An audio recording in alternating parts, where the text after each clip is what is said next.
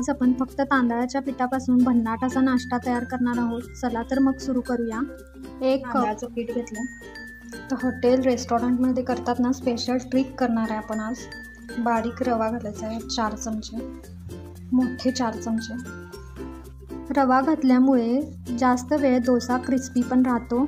इथं बारीक चिरून आपण भाज्या घेतलेल्या आहेत, तुम्ही तुमच्याकडे ज्या अवेलेबल असतील त्या घालू शकता। एक कांदा आहे, 2 मिरची आहे, कोथिंबीर आहे, हिरवी मिरची आहे बारीक, यात आपण अर्धा चमचा जिरा आहे, मीठ घालायचं आहे चवीनुसार, अद्रक घातलेलं थोडं, सगळं मिक्स करूया। एवढा क्रिस्पी होतो की डोसा मुलं हेच मागतील कायम नाश्त्याला। नक्की ट्राय करून बघा। आपलं 1.5 कप सगळं मिळून झालेलं आहे, त्याला 3 कप म्हणजे डबल पाणी लागणार आहे। डबल पाणी घातलं 3 वाटी। मठ्ठा कसा आपण करतो ना त्या प्रकारचं दिसत आहे।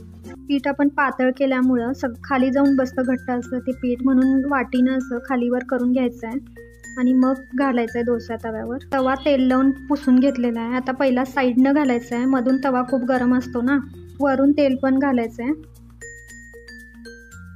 खालची बाजू थोडी ब्राऊन दिसत आहे ना, मग पलटून घ्यायचं। मस्त, एकदम मस्त लागतं, नक्की करून पहा। दोन्ही बाजू शेकून घ्यायच्या चांगल्या। तवा पुन्हा तेल लावून कांद्याने पुसून घ्यायचा आहे, मग दुसरं घालायचं आहे। मस्त कुरकुरीत आणि इन्स्टंट होतो। ना डाळ तांदूळ भिजवायचं टेन्शन, ना कधी विसरलं मिक्सरला फिरवायचं, कशाचंच टेन्शन नाही, झटपट तयार होतो। मस्त दोन्ही बाजू खरपूस शेकून झालेल्या आहेत। कुरकुरीत डोसा तयार आहे आपला। मस्त ऑथेंटिक डोसा आणि चटणी तयार आहे।